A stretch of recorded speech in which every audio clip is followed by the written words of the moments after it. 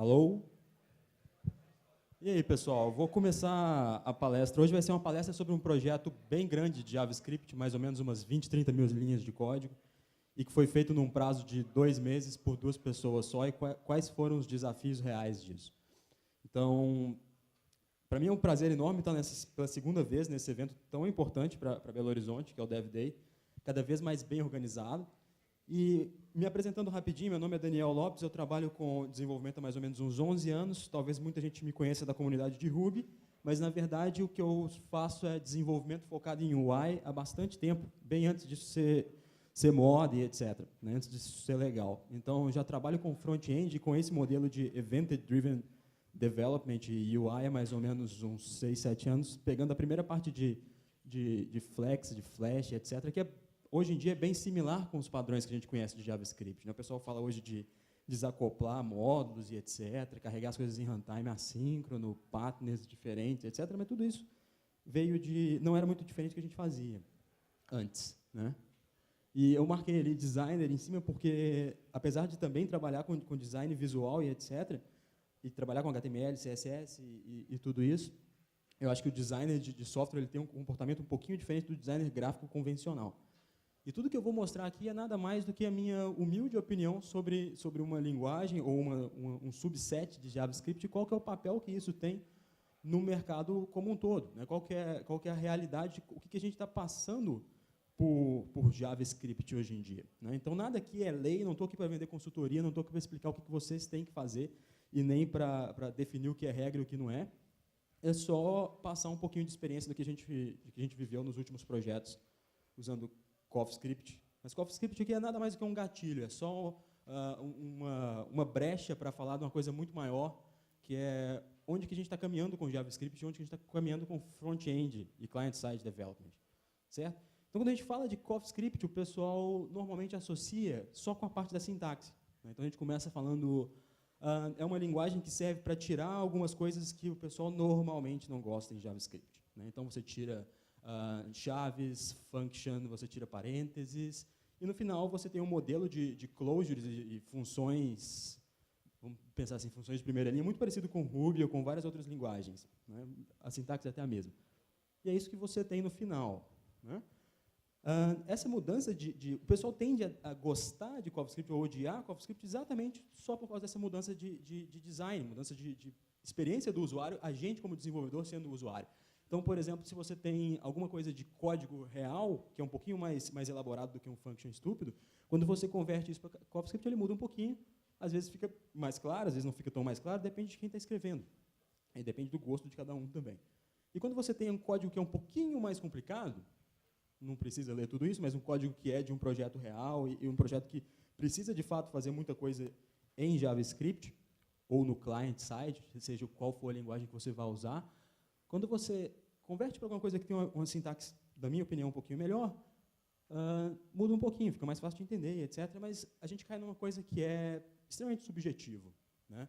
Toda vez que você inicia uma discussão colocando beleza na mesa, isso é extremamente subjetivo.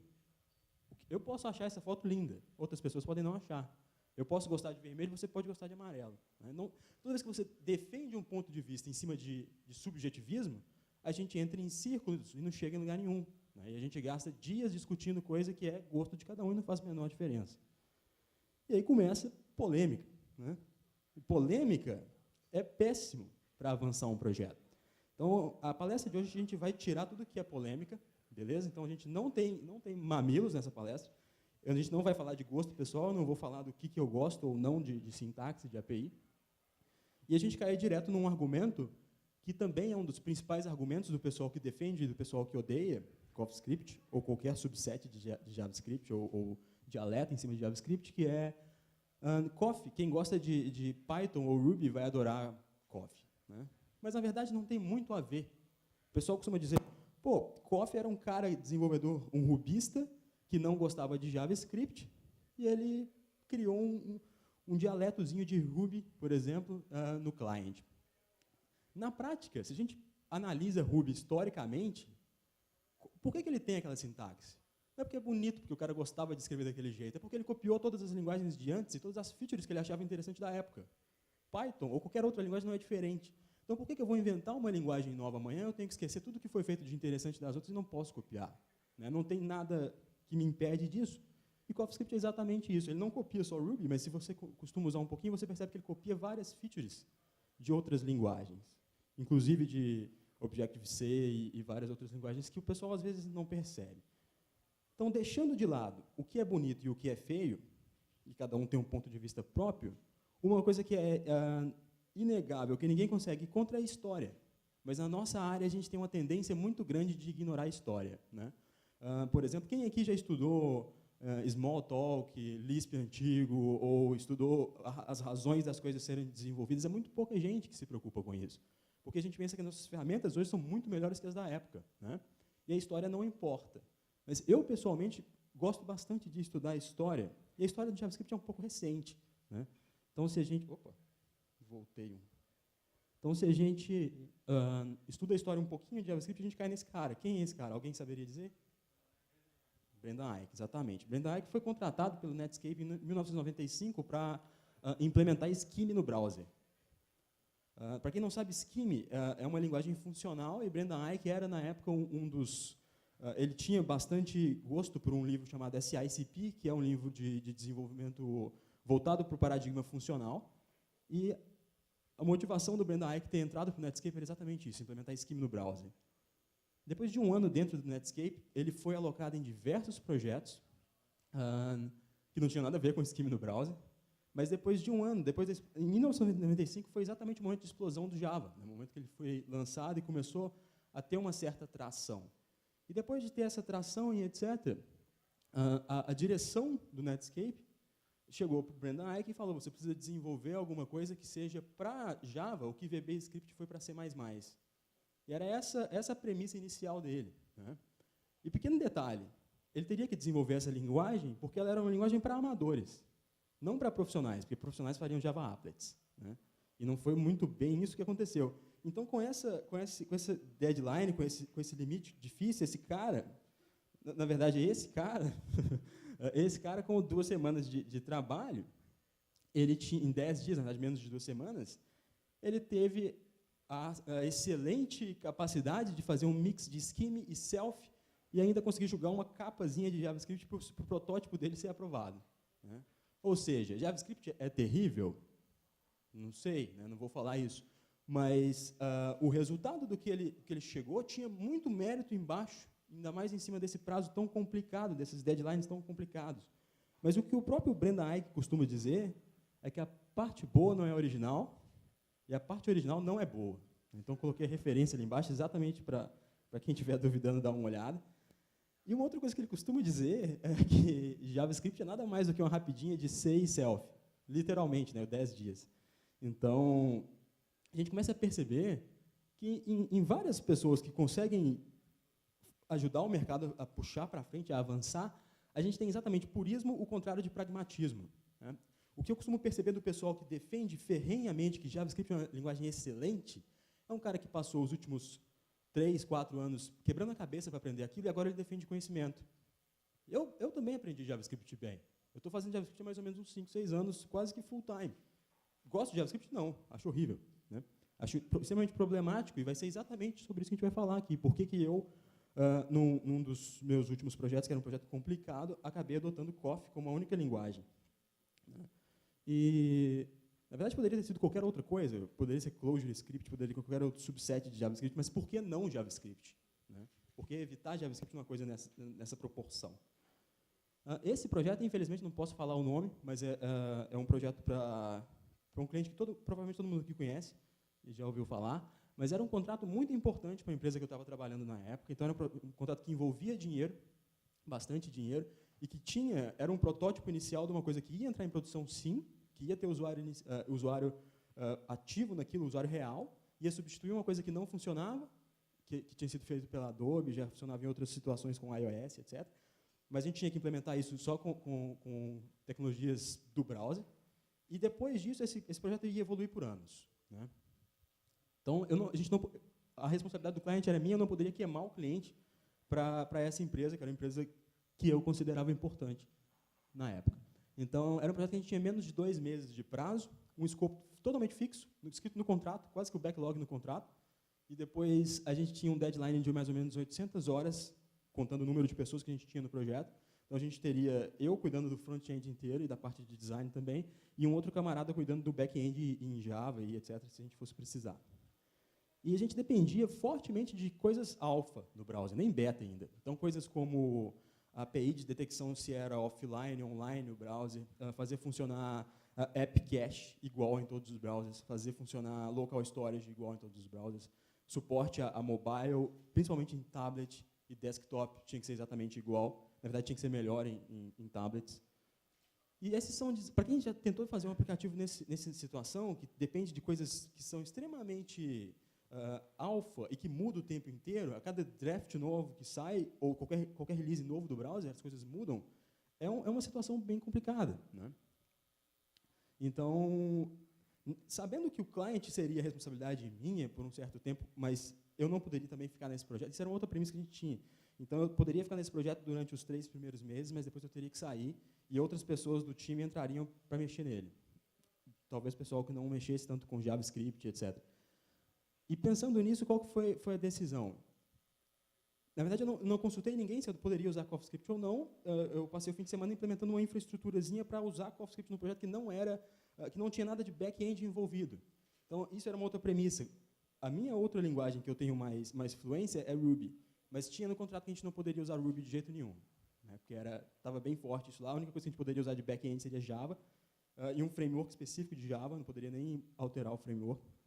Então, baseado nisso, a gente sabe que em algumas situações a gente não consegue compilar essas linguagens de front-end direto do browser. Então, a gente tem que ter uma infraestruturazinha montada. Então, teve um trabalhinho maior, mas foi possível montar essa infraestrutura para um aplicativo que era totalmente client.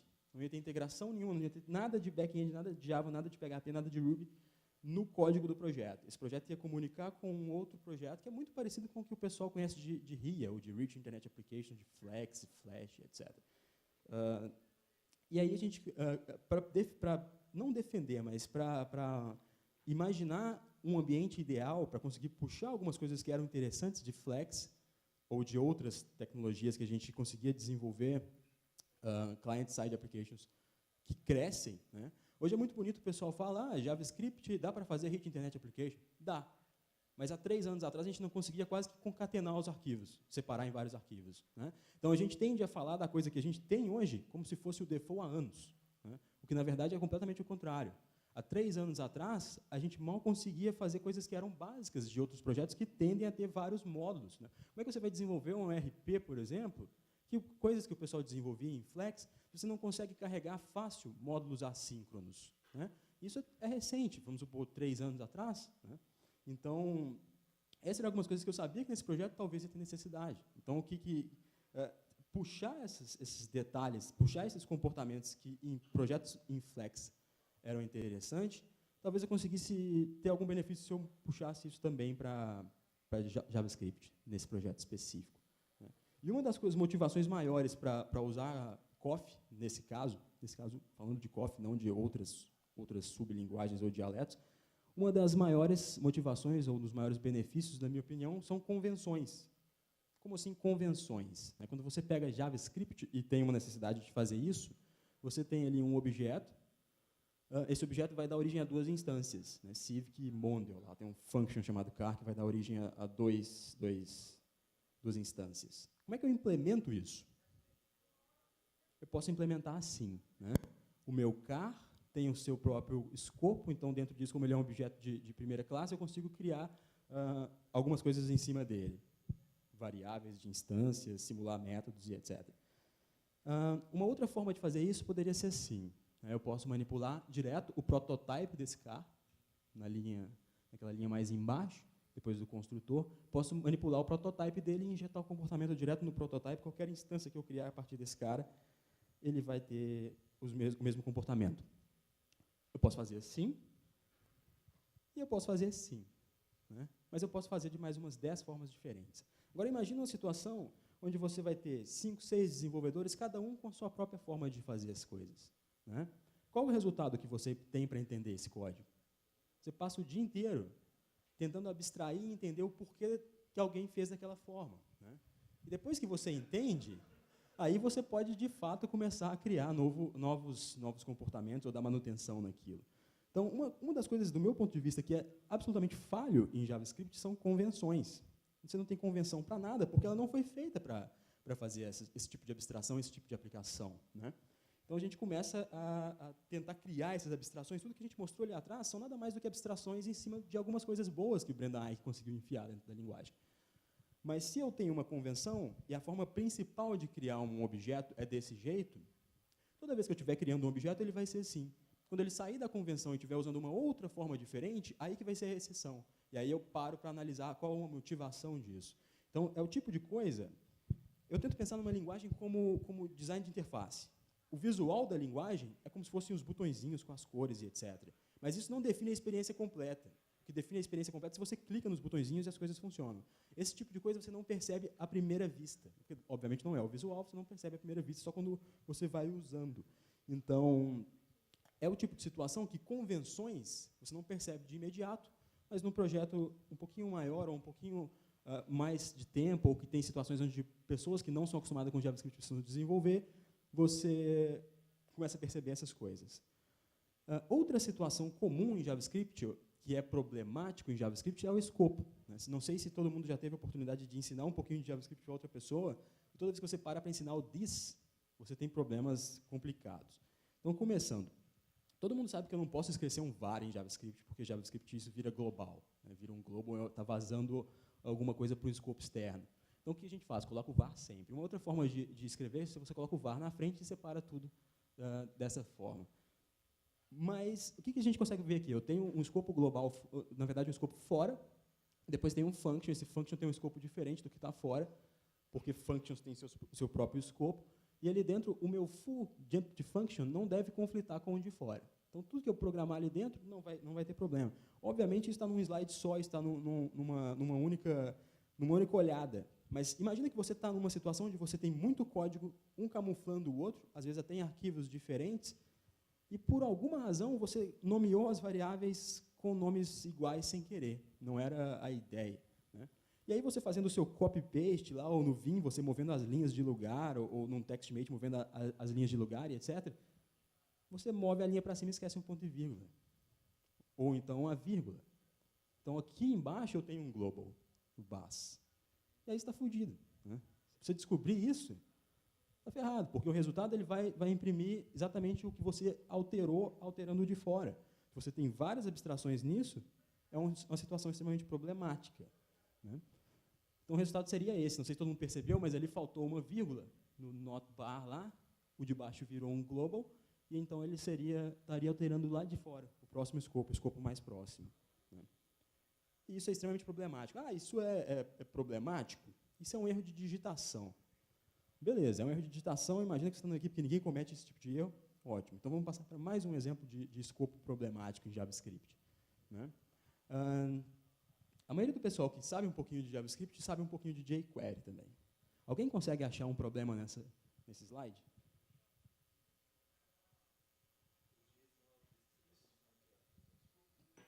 Pois é. Tem umas 40 pessoas na sala, 2 responderam. Então, imagina a situação quando isso está misturado em várias coisas e o pessoal que está desenvolvendo não tem tanta experiência assim com JavaScript. O ideal de uma linguagem é que você consiga puxar a experiência de outras linguagens para uma pessoa desenvolver e entrar no seu time rápido, né? Você não sabe quais são as necessidades. Então, o problema que eu tenho aqui é exatamente que o nosso function, que está definindo em cima do prototype, lá, aquele load brain que eu estou definindo, o this.brain, ele tem um valor. Ele está alterando brain em cima dessa instância de human que a gente vai criar, vamos pensar assim. E no nosso function, que é um callback para o get request do jQuery, esse cara aqui ele tem um outro escopo, né? Então, ele vai alterar uma outra coisa que não tem nada a ver com o que está lá fora. Na prática, quando isso está misturado, por exemplo, em várias coisas, como é que você fica, né? Eu estou cansado de saber que a gente tem esse problema. Eu estou cansado de saber que o escopo dentro de um get request do jQuery, por exemplo, vai mudar. Mas você esquece enquanto você está desenvolvendo. E é o tipo de coisa que é igual esquecer um ponto e vírgula. Você fica lá, batendo cabeça 1 hora, 2 horas, multiplica isso por 10 desenvolvedores, você vai ter um probleminha de financeiro. Né? Como é que a gente resolve isso? This passa a ser igual a that. Né? Pequeno detalhe, eu poderia ter usado self? Poderia hoje em dia, mas alguns anos atrás, self em alguns browsers tinha uma implementação diferente. Então, você tinha um comportamento diferente, por exemplo, no IS5 ou IS6, dependendo da situação, até em outros browsers. Ah, pô, mas IS5 e IS6 ninguém usa mais, a gente não mantém mais. Beleza, mas a gente está tendo uma explosão de browsers diferentes, cada um novo browser em dispositivos mobiles novos. Então, o que você passa? That para dentro como function é um closure, então, para resolver isso, você tem que entender um closure. Toda vez que eu vou ensinar, por exemplo, normalmente eu faço treinamentos em Ruby, toda vez que você vai explicar Ruby para o pessoal, onde que o pessoal bate? Closures, blocos e etc. Então, para o cara entender isso, ele tem que saber o que é um closure de início. Então, pelo menos uma noçãozinha do que é um closure. Como um function em JavaScript é um closure, ele carrega o that para dentro do escopo dessa função. Como eu defini que that é igual ao escopo de fora, this, então aqui dentro o that vai ser igual a this. Né? Maravilha. Esse ainda é uma situação, você vai pensar, pô, qualquer desenvolvedor de JavaScript um pouquinho mais experiente perceberia rápido. Perceberia. Mas eu não posso ter um ambiente que só alguém que é experiente e gasta 3, 4 anos estudando ou se ferrando em projetos reais, que pode desenvolver. Né? Eu preciso ter um ambiente onde eu vou ter esses caras, sim, mas eu posso puxar um júnior para dentro do time e esse cara conseguir também ser produtivo. Né? Como é que eu poderia resolver isso? Eu sei que eu não tenho como fugir, e isso, na verdade, é um feature. Closures e funções têm seu próprio escopo em JavaScript. Então, isso é um benefício, é uma feature. Como é que eu posso resolver isso sem perder essa funcionalidade? Eu posso deixar explícito. Né? Então, a gente quase que já tem como que um default em Coffee, que toda vez que eu tiver que fazer alguma coisa que vai alterar o escopo mesmo, vai abrir uma função nova dentro de outra função, e eu quero manter o escopo da lá de fora, eu uso aquele igual maior, que a gente chama de fat arrow. Então, em Coffee, a gente, em vez de chamar function, a palavra function, a gente usa essa setinha lá de cima. E quando eu quero um function que carrega o escopo de fora também, eu uso esse fat arrow. Isso faz bastante diferença quando você tem um projeto que envolve Ajax o tempo inteiro. Alguma coisa que mantém um sync com o back-end. Né? E avançando um pouquinho mais, isso é só uma das situações. Vamos pegar um outro exemplo de problema de escopo. Eu estou pegando só uma parte da linguagem, escopo. Né? Já são 3 exemplos. Vamos para mais um exemplo. Se eu rodasse isso, alguém consegue perceber um problema nesse slide? Isso vai funcionar bem ou isso não vai funcionar bem? Na verdade, alguém consegue me explicar qual é o problema, se eu passar o microfone? Claramente?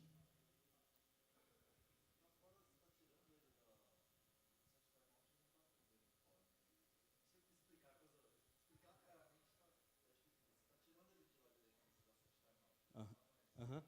O que acontece, na verdade, é que o set timeout é assíncrono. Né? E o nosso for não. Então, se eu coloco uma coisa que é assíncrona dentro do nosso for, ele vai executar o for e depois que ele vai executar o que está assíncrono. O resultado disso vai ser isso. Era um for de 1 a 3, mas o resultado vai ser 4. Porque só depois que ele terminou o for, que ele vai ter 4, que depois que ele vai imprimir isso, mas ele vai manter o i lá ainda funcionando. É o tipo de coisa, pô, onde é que você vai bater nisso no projeto real? Você não bate nisso. Bate. Por exemplo, se você tem um collection, imagina que você tem um back-end em Ruby, em Java, em Python, qualquer coisa, e esse cara volta um collection, que é um array. Você deserializa esse collection numa coisa assíncrona, e aí você cai exatamente nessa situação, e como é que você fica? Aqui no auditório inteiro, uma pessoa só viu. Né? Exatamente assim, por horas, às vezes por dias. Aí você arruma uma gambiarra, alguma coisa com callback, etc. Mas como é que você resolveria isso? Você tem que fechar um closure ali, um function é um closure, então fechando um closure, ele carrega o escopo, e ele vai memorizar aquele i. E aí, com esse i memorizado, quando ele chamar o setTimeout assincronamente, ele vai manter o contexto do i. É até difícil de explicar o que isso faz. É um function anônimo que recebe o i e eu executo esse function logo depois. E aí ele mantém o escopo do i. Né? Tenso. E aí a gente tem situações, como é que eu deixo isso explícito? Por exemplo, em CoffeeScript, se você tem assincronismo num loop, o que você fala? Eu quero que essa coisa mantenha o escopo e aconteça agora. Faça. Né? Então, esse do faz exatamente isso. Ele executa as coisas no escopo correto. E a gente entra num outro assunto, comparações. Comparações em JavaScript é bem conhecido, estou pegando os mais comuns. para não complicar demais. Então, em JavaScript, se a gente faz isso, o resultado que a gente tem é isso. Às vezes dá true, às vezes não, às vezes dá outra coisa. Por exemplo, se eu comparo essa string cheia de caractere especial, ele, igual a 0, ele dá true. Né? E aí o pessoal fala, pô, mas eu sei que em JavaScript eu tenho que usar igual, igual, igual. Tá, você sabe. Eu também sei. Mas desenvolvimento web hoje em dia te faz funcionar com várias linguagens ao mesmo tempo. É complicado. Né? Então, ao mesmo tempo que eu estou programando em Ruby, às vezes estou programando em JavaScript, ao mesmo tempo que estou programando em outra linguagem, eu estou programando em JavaScript. E todas as linguagens têm essa interface. Se a gente for pensar em interface de usuário, é como se você inventasse alguma coisa que é completamente diferente de um botão, mas que parece um botão. E você usa o botão o dia inteiro, depois quando você passa para outra coisa, você vai clicar no botão também. Não sei se você já chegou, por exemplo, numa tela, está acostumado com touch, e fica fazendo assim na tela. Né? Todo mundo faz isso sem querer. É a mesma coisa, você vai usar o igual sem querer uma vez ou outra, mesmo que você saiba que você não deve usar o igual nunca. Tem que usar igual, igual, igual. Por quê? Porque esse igual faz um typecast. Se ele percebe que o que está de um lado é diferente do outro, ele tenta converter. E aí a gente tem problemas. E o que o próprio pessoal que desenvolve o spec do JavaScript pensou? Vamos consertar. Já era, meu filho. Já virou padrão. Fudeu, não tem jeito de consertar mais. Mas o ideal seria que a gente tivesse isso. Né? Mas se já é padrão, está implementado em todos os browsers e eu não posso mexer, como é que eu mudo? Como é que uma coisa que foi uma iteração de 10 dias pode ser definida para os próximos 15 anos como a linguagem ideal, se a gente não pode alterar isso mais sem ter que esperar mais 10 anos? Né? Então, a gente cria uma pequena abstração em cima, que o que ele faz é, quando você usa isso, ele gera aquilo. E o resultado é o esperado, vai ser sempre falso naquele slide anterior. Então, isso já foi consertado, por exemplo, em CoffeeScript, em ClojureScript, em qualquer outra subset de JavaScript, porque é um problema conhecido. Né? Outro benefício que a gente ganha, organização. Né? Então, a gente sabe que um projeto, se você vai ter um projeto que tem um pouquinho de JavaScript, não faz muito sentido isso. Mas se você vai ter um projeto que é todo em JavaScript, você vai ter vários arquivos. É necessário separar em vários arquivos. Você não vai ficar mantendo aquilo na sua cabeça o tempo inteiro num arquivo só. A menos que você tenha uma IDE ou um editor que consiga fazer isso. Mas a gente separa em vários arquivos. E isso é uma das funcionalidades que o pessoal tende a reclamar de CoffeeScript. Várias vezes, sentado atrás, vendo um cara que é um bom programador, ele começa a bater cabeça exatamente nisso. Cada arquivo em CoffeeScript ele fecha um escopo. Então, esse arquivo, você não consegue acessar as coisas dele de fora. Então, se você tem tipo um DOM-ready no seu HTML tentando acessar alguma coisa dentro de um arquivo, não vai funcionar. A menos que você exponha alguma coisa daquele arquivo externamente para o escopo que o DOM-ready tem acesso. E aí é onde o pessoal começa a reclamar. Mas é exatamente isso uma das grandes vantagens, porque você cria uma classezinha, ou um function, um objeto lá dentro, que tem o mesmo nome de outras coisas, que não vaza, sem querer, em vários outros arquivos, quando você tem 10 mil arquivos. Né? E é exatamente aí que o pessoal reclama, mas é uma feature, e que o pessoal usa em JavaScript como um vício em cima de um problema da linguagem, um problema de design da linguagem. Mas nem tudo de CoffeeScript na prática é problema, é vantagem. A gente tem muito problema também. Primeiro problema, debug. Debug é difícil. Mentira. Quem fala que debug é difícil é o cara que leu a documentação e nunca usou de verdade. Porque quando você usa o CoffeeScript de verdade, as duas situações que você tem para ter debug é erro de sintaxe e erro de semântica. Erro de sintaxe, se você comete, ele fala... Se a gente olhasse para quem não está acostumado com Coffee, se eu olhar esse cara, eu tenho um function lá em cima que consome um outro function, que cria um outro function, que chama um outro function, esse function recebe um outro function como parâmetro. Então, aquele authenticate está recebendo aquele bloquinho de código. Esse cara lá dentro ele tinha que ser uma setinha, ao invés daquele OR, lá em cima, bem na frente do authenticate. O que eu espero? Eu espero que ele não consiga entender aquilo, ele vai falar que tem uma comparação no lugar errado. Qual que é o erro que ele dá? Problema de parser na linha 16, unexpected compare. Qual que é o problema de debug nisso? É melhor do que receber um undefined, por exemplo, no console, ou em JavaScript. Pô, mas isso é um erro de sintaxe, beleza. Esse é óbvio, né? Mas vamos pegar um erro de semântica, então, que o pessoal costuma falar. Erro de semântica, em Coffee, ele vai converter aquilo para JavaScript. E JavaScript vai ser esse JavaScript aqui embaixo. Mas se eu paro e olho, eu tenho uma variável lá em cima. Eu tenho a variável aqui. Isso eu rodei no Chrome Canary e ele pausa exatamente nessa linha. Mas em qualquer outro browser ele faria algo similar. Ele mostra a linha onde é que foi o problema e o que está em volta, repara o seguinte, na linha 16 eu tenho um authenticate. Na linha logo em cima da variável eu tenho um authenticate. Na linha de baixo eu tenho books. A mesma coisa, tudo na mesma posição. E tudo que está em volta não mudou. Isso não é bytecode. é muito parecido com quem já programou em Objective-C. Há um tempo atrás, com alguns problemas que você tinha, o Xcode da Apple ele te mostrava o código em C ou C++, ao invés do código em Objective-C. Depois de algumas versões, a ferramenta melhorou. Como a ferramenta melhorou, agora ele mostra direto o código em Objective-C. Mas em Coffee ainda é mais fácil, né? Ainda dá para a gente entender isso. Mas a ferramenta está melhorando também. Então, por exemplo, o Chrome já tem suporte a source maps. Está começando a ter suporte a source maps. Então, qualquer linguagem que mapeia para JavaScript já vai conseguir apontar para o lugar certo. É o tipo de problema que a gente não vai ter mais em pouco tempo. O maior problema, na minha opinião, é a infraestrutura. No projeto que eu estava falando, eu tive que gastar 2 dias antes montando a infraestrutura para conseguir compilar CoffeeScript em desenvolvimento diferente de produção. Não quero ter que ficar monitorando uma pasta, não quero que só desenvolvedores que tenham Mac consigam ter um aplicativozinho Mac que fica monitorando uma pasta, por exemplo. Não quero nada disso. Quero que seja uma coisa fácil e que em desenvolvimento ele se comporte diferente de produção. Porque em produção, por exemplo, em back-end talvez isso não faça sentido, mas em client-side faz total diferença. Você tem coisas como app cache. Como é que você usa um app cache em desenvolvimento? Não tem jeito, mas tem que funcionar em produção. Então, eu gostaria de ter flags tipo app cache não vai funcionar em desenvolvimento, mas vai funcionar em produção, vai compilar Coffee, SAS e várias outras coisas. Então, você tem que montar essa infraestrutura. Se você usa Rails, ele já vem com a infraestrutura pronta. Se você não usa Rails, você tem que montar essa infraestrutura. Esse projeto que eu estava não era Rails, então eu tinha que montar. Então, a conclusão, na minha humilde opinião, né? Não importa se você usa CoffeeScript, se você usa JavaScript, se você usa ClojureScript ou qualquer outra coisa, né? O que importa é que a gente tem que entender que a gente precisa de abstrações. Quando você tem uma coisa complicada, por exemplo, em qualquer linguagem, o que você faz aqui? É uma abstração. Se você tem uma coisa complicada em jQuery, o que você faz? Cria um plugin. Se você tem uma coisa complicada em Ruby, você cria um gen. Se você tem uma coisa complicada em Java, o que você pode fazer? Pode criar uma classe para agrupar aquilo, né? Você pode ir criando... O que a gente faz em programação é isso, criar abstrações. Sistema operacional é uma abstração em cima de uma coisa que é difícil para qualquer pessoa programar, né? Então, a gente tem dezenas de layers de abstração.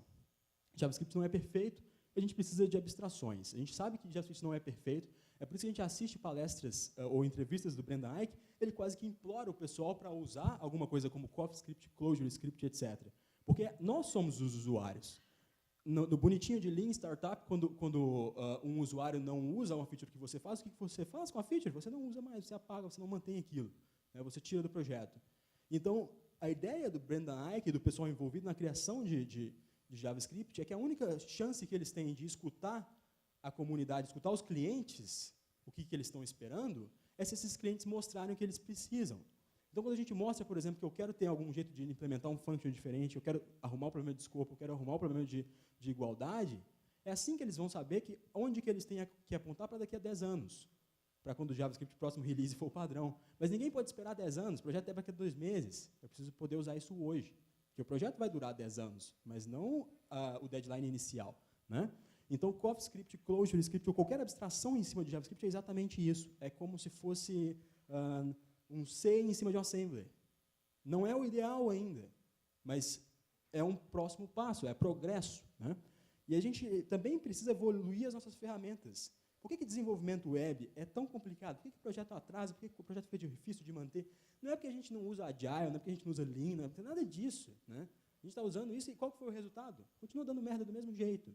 É porque as nossas ferramentas são complicadas, envolve que uma pessoa entenda umas 10 linguagens diferentes e que consiga guardar tudo isso em memória e ficar mudando isso o tempo inteiro. Como é que você pede para uma pessoa que acabou de sair da faculdade, que nunca mexeu num projeto real, que consiga fazer isso? Vai demorar anos. Então, os problemas que a gente tem é de equipe imatura. E como é que a gente monta uma equipe imatura mais rápido? Não é com Lean ou com outras coisas, é melhorando as ferramentas, melhorando a tecnologia e reduzindo a curva de aprendizado, né? Vai programar em cartão perfurado? Ninguém ia conseguir, não ia ter esse tanto de desenvolvedor. Hoje tem. Então, se a gente melhora as nossas ferramentas, é aí que a gente vai ter uma evolução do mercado mesmo. Tem que ser acessível. Então, hoje, em JavaScript, é até satisfatório criar um Rich Internet Application. Ainda não é perfeito. Não é. Integrar back-end com client é difícil, né? Você tem quase que fazer um map das coisas de igual para igual. Mas o futuro é promissor. Mas a minha esperança maior das coisas mesmo é que a gente chegue em alguma coisa como um Hypercard. Alguém já ouviu falar de Hypercard? Hypercard, para muita gente, ninguém nunca ouviu falar, mas é um dos primeiros sistemas de hypermídia, né? E Hypercard, diferente de www, HTML, HTTP, etc., é que a gente tinha, a intenção dele era a criação de aplicativos mesmo, e não páginas. Cada cartão era um aplicativo. HyperCard foi criado por um cara chamado Bill Atkinson, envolvido na equipe inicial do Macintosh. E essa pequena ferramenta dele, desenvolvida em Smalltalk e derivados, tinha uma linguagenzinha, se a gente for olhar, ela é bem parecida com o JavaScript, on mouse up, answer, aí tem os métodozinhos e abstrações, né? Mas essa linguagenzinha, junto com essa ferramenta em cima, permitia que cada tela tivesse um aplicativo diferente. Aí você vê o pessoal falando, o perfeito no mundo de desenvolvimento é que a gente tenha vários mini aplicativos consumindo um back-end. Vai fazer para você ver o inferno que é difícil pra caramba. Por isso que é tão complicado criar um aplicativo que funciona, porque os nossos tools são fracos. Se a gente tivesse evoluído a web a partir de HyperCard, talvez a gente tivesse isso já avançado. Mas a gente está chegando num ponto hoje que, em cima dessas ferramentas iniciais, HTML, CSS, JavaScript, browser, a gente está começando a conseguir mapear essa coisa que era o HyperCard no passado para o que é hoje. Então é por isso que você enxerga caras como Bill Atkinson, Alan Kay e vários outros caras falando, talvez não tenha problema a gente reinventar a roda com as tecnologias que a gente tem hoje. A gente vai ter um avanço significativo. E o meu sonho é que a gente consiga chegar nisso, que eu consiga criar, cada time criar um cartãozinho diferente ou uma tela diferente, totalmente isolado, e que depois, quando junta tudo, vai funcionar, né? Então, esse é o futuro promissor que eu espero para client-side development daqui a 10 anos. Ou talvez menos, sei lá. Então, era basicamente isso que eu tinha para falar. E não é use CoffeeScript. Na verdade, isso é decisão de cada um. Cada equipe tem que pensar isso, né? Eu não tenho que ficar falando no Twitter. CoffeeScript é do caralho, então CoffeeScript é uma bosta. Isso não é problema de todo mundo, é problema de cada equipe pensar isso. É igual um médico falando, pô, não use esse remédio, não use esse remédio. Mas tem situação que você precisa, tem situação que faz sentido. Quem tem que avaliar isso é cada médico, cada equipe, né? Então, não era essa a minha ideia. A minha ideia é a gente perceber que a gente precisa não impedir o progresso. Se fica todo mundo reclamando do progresso, mesmo que você não use aquela coisa, a gente não evolui. Beleza? Muito obrigado, pessoal. Eu acho que não tem tempo para pergunta, né? Tem tempo, Douglas? Tem tempo para pergunta?